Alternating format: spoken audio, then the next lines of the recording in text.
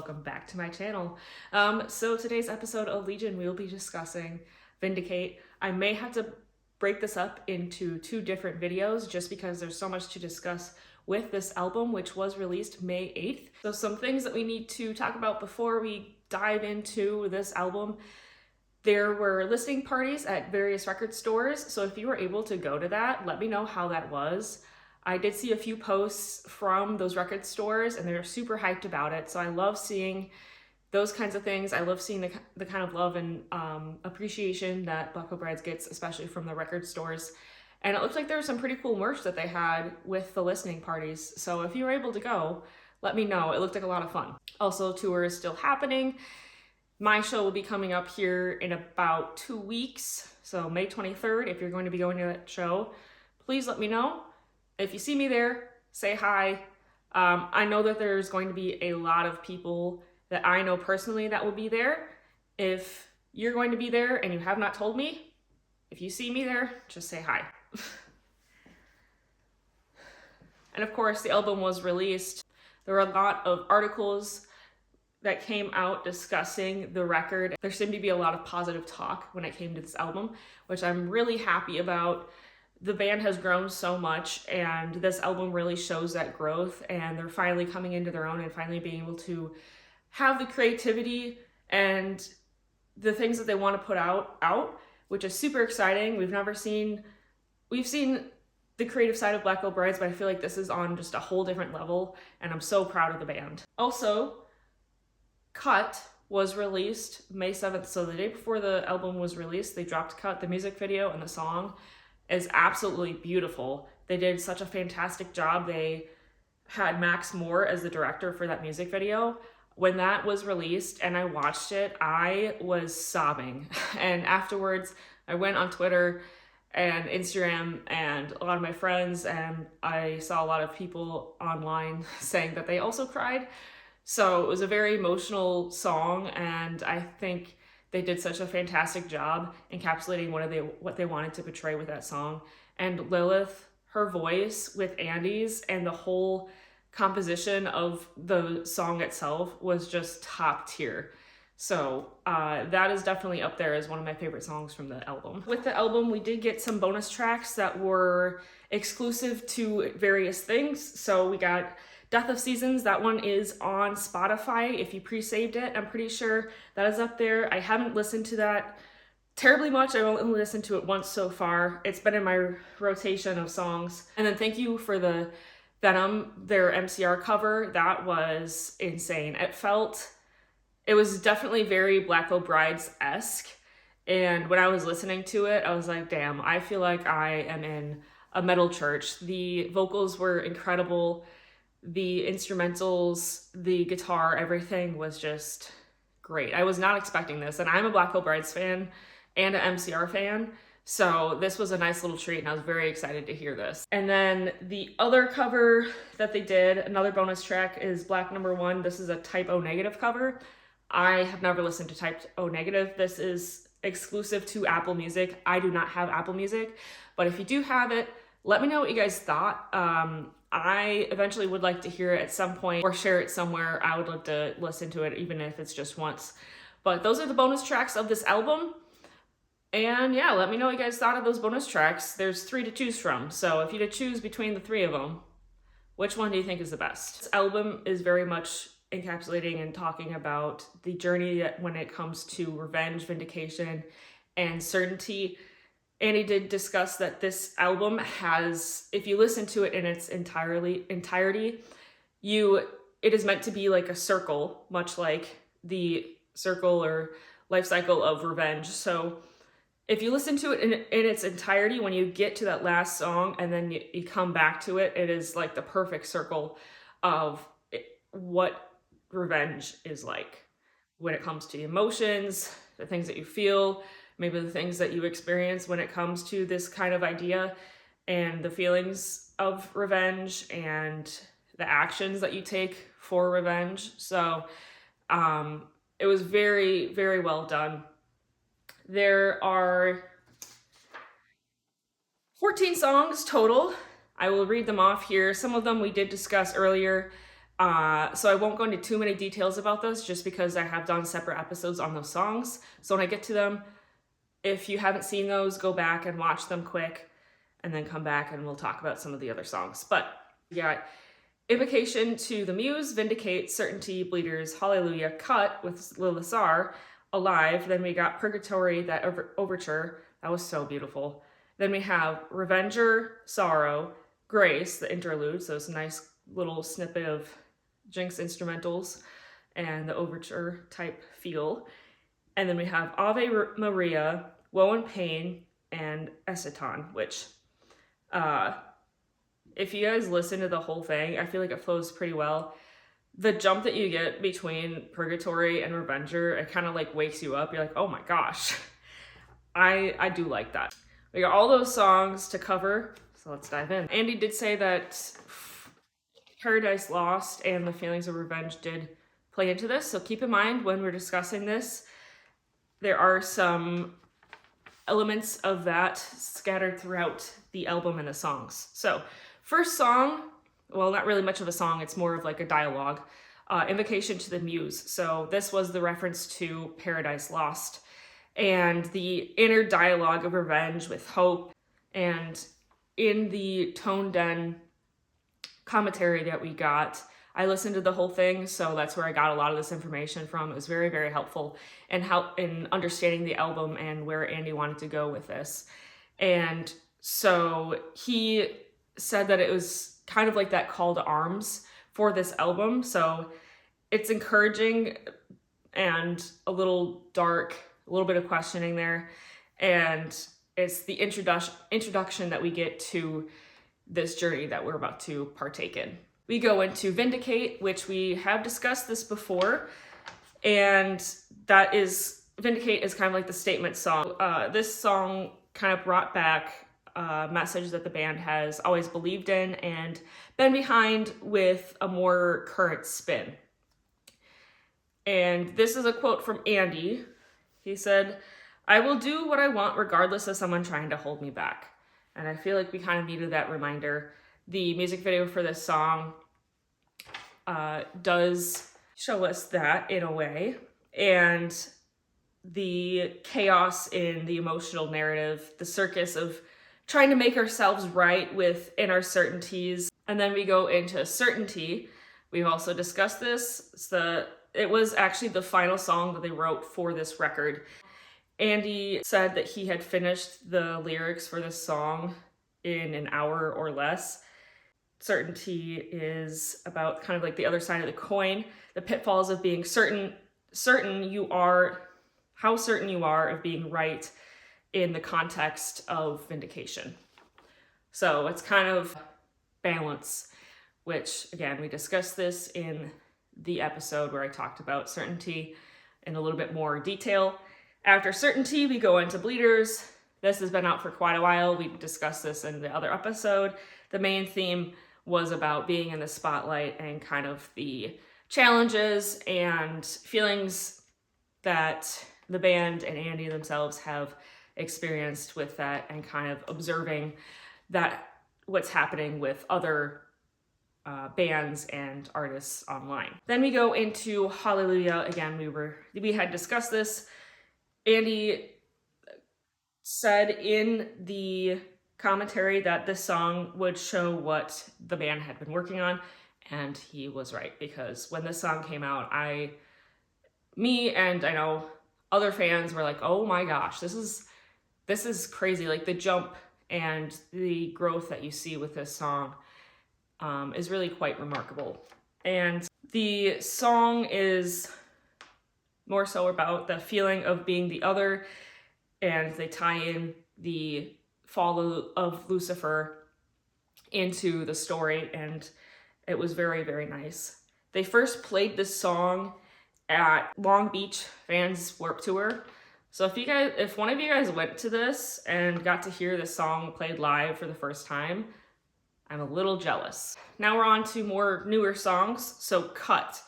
This is the 6th song, and this song features Lilith Czar. Again, like I said before, the balance that we have with Andy's voice and Lilith's voice is just so perfect. It came together. It was so smooth. And Lilith was wearing, I don't know if it was her wedding dress or if it was a wedding dress similar to what she wore, but it was just absolutely stunning. It worked so well with the music video. We kind of got that Corpse Bride-esque scenes going on, and there was just so much emotion with this, just with the song in general and the music video.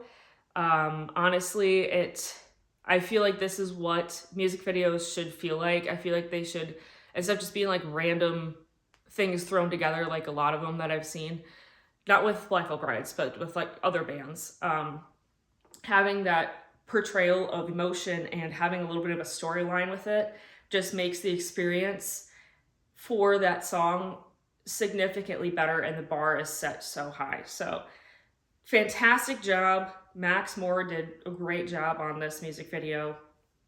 And I guess when they were working on this record, Ben Bruce had sent over a demo to Jake and Jinx, and they worked on it to make it fit the emotion and narrative that they wanted to get across, and they succeeded in doing that. So thank you guys for making us cry. Couple notes here that I'd like to discuss or say while I was listening to the song as well as the commentary. So this song is about someone who you thought was sincere and honest in your life, but then they let you down in some way.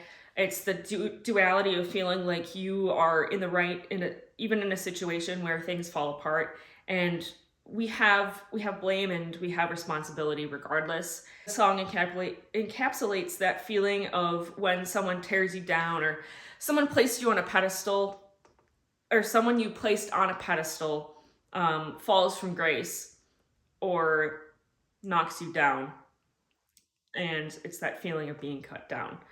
So the harder you work, the more trust you put into people, or the more successful you become, the more vulnerable you become. Andy and Juliet, or Lilith, have both experienced that in their career and in their life, and I feel like we can relate to that in some aspect, although they experienced on a different level and different way than maybe we have in our lives. But our experiences in life, unfortunately, do involve something like this. You'll put in trust into a friend or maybe even a family member, and you kind of look up to them in a way, or they put you on a pedestal, and it ends up just falling, and you feel kind of just empty and lost.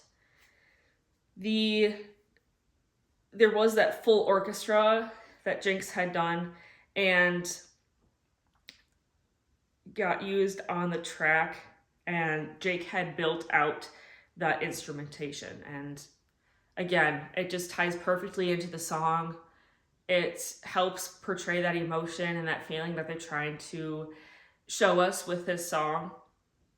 And the drums that Cece had added, again, is just another element to this.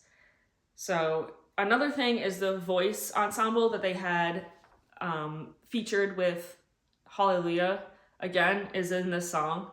So you can see the various building blocks of this song, and if you really listen to it, you can hear them, and those building blocks is what makes this song so powerful and so incredible. After that, after cut, we go into Alive.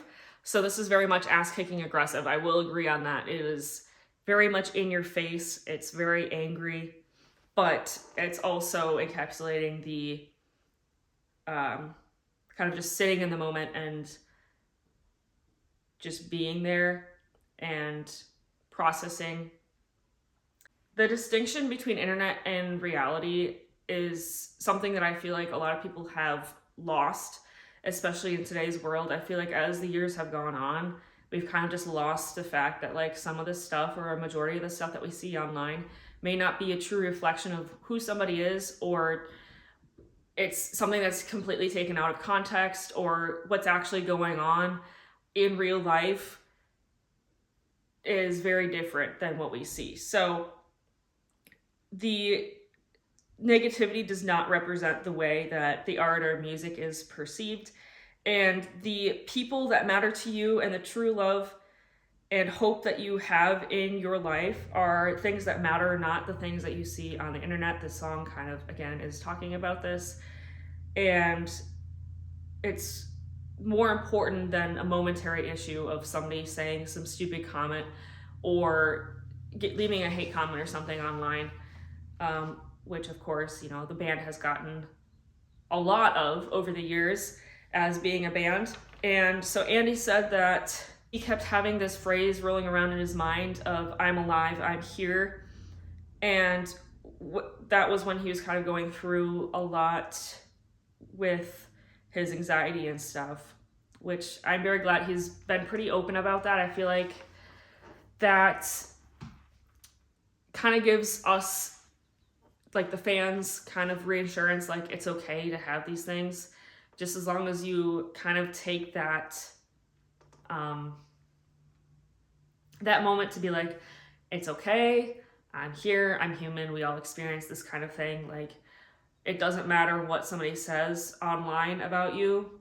Like, in reality, you have the support, you have the things that actually matter, and what some idiot on Reddit said about you doesn't really matter because you have all these things that actually fulfill your life. And you cannot remove that hope. So Andy decided in that moment that things that the band and him do is important, and the art that they make, the messages that they stand with and portray are the most important, along with, you know, the people that they have in their lives. And when you are listening to this song, it's more so like, you know, we can't let the negativity get to us and let that be the thing that defines you. There's so much more to you that matters, and it's okay to be pissed off. We get that overture, and then we go right into Revenger. This was with Machine Head. This was with Rob Flynn of Machine Head, and he has been a huge supporter of Black Veil Bride since the beginning. And he was one of the first people in the scene really to kind of defend Black Veil Brides, and I think that's really cool. It kind of have that full circle moment where we have Machine Head coming with Black Veil Brides, and the voice and the style of Rob Flynn and Andy and the Black Veil Brides, I feel like it melded very well with this song, and like the rage and stuff. You can really feel it when it comes to this song. And when Andy was discussing this in the commentary, he said that people cheer for violence as a form of justice, which I feel like we see that a lot. A lot of people will think that they need to act out physically and violently to get their kind of justice for some wrongdoing that somebody had done to them. So Andy had said that he wrote the song lyrically from the perspective of somebody else. He said, what is a person who is seeking revenge in the form of violence thinking, trying to justify the violence? Maybe they're trying to justify the violence that they are going to ensue, and that rage often clouds our critical thinking and emotion takes over. So we kind of have that black and white way of thinking. He did say that, and this is also discussed in the last song of this album, that rage does not always equate to winning, and in the end that there really is no winning when it comes to this. And eventually this song developed into Andy's mini novel Revenger. This is still available on Rarebird's site. If you haven't gotten it, you should go get it. The books that I've gotten so far and read, they're so good. The way that Andy narrates and tells the stories is so good. Like you can visualize the things that he wrote in the book, and I love when writing is like that. I'm normally not one to read books. After Revenger, we get Sorrow. Andy said that this song touches on the feelings within revenge, that there's often times where you end up being upset with yourself, and you end up thinking about the regrets in the past with behaviors, and you feel a little bit of shame. Your anger is not always directed at somebody else. It can be directed inward on yourself.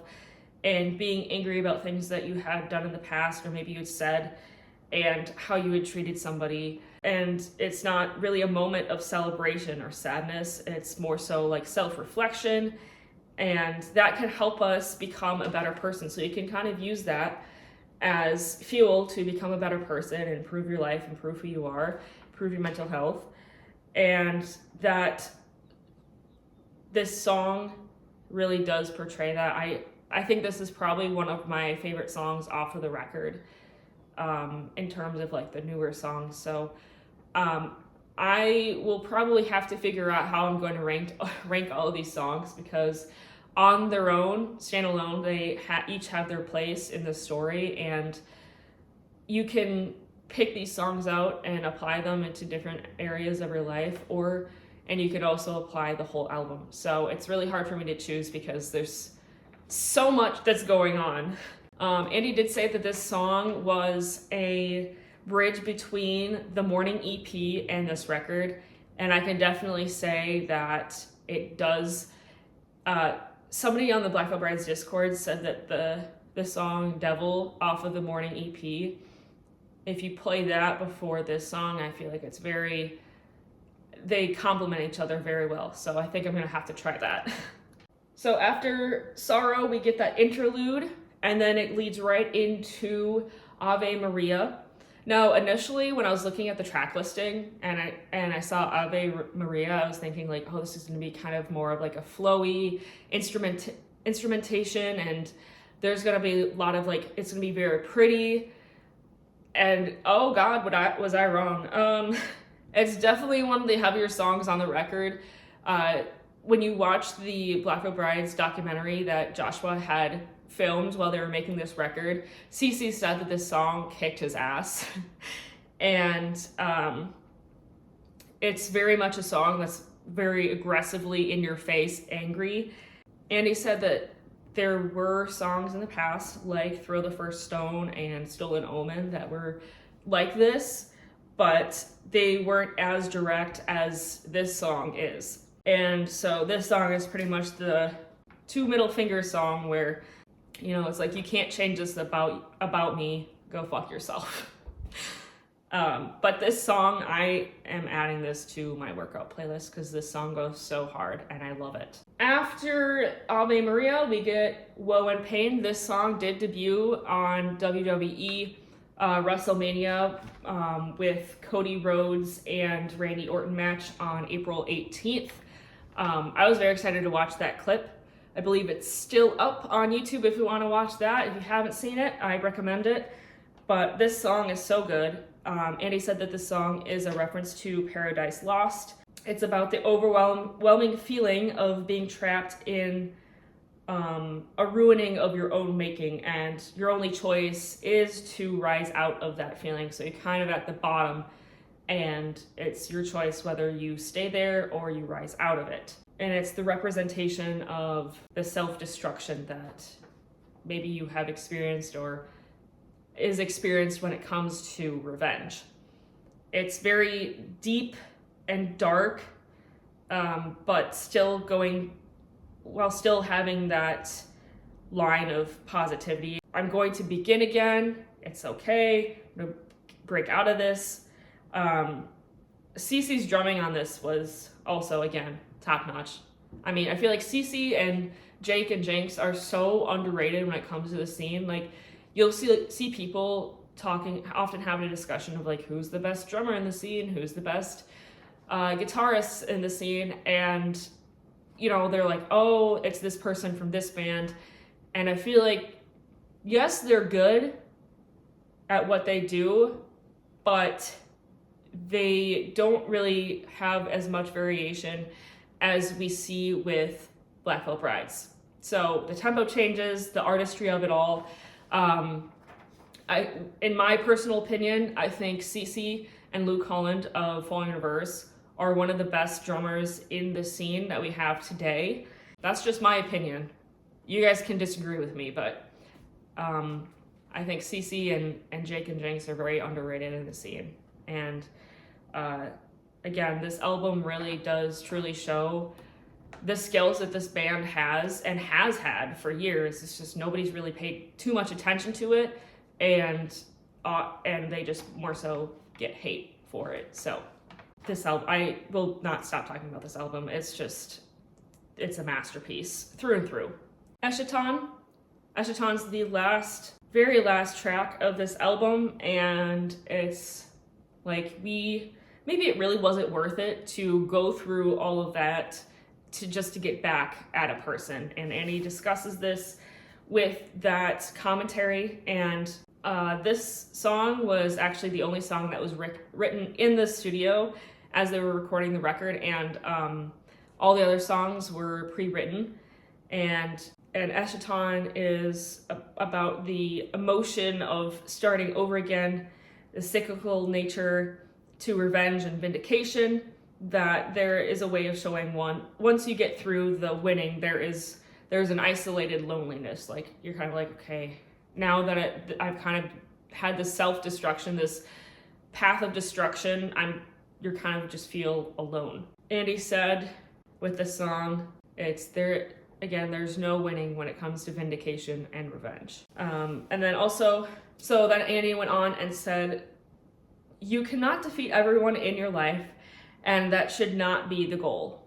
And I 100% agree. I feel like a lot of people, they get so wrapped up into their emotions and feeling so much anger that they forget the other things that they have in their life, and they end up being so encapsulated with this and so like obsessed with revenge and anger that they end up losing themselves in the process. And it's kind of the reminder that the positives in life do outweigh the negatives and the cycle of revenge that we can get caught up in.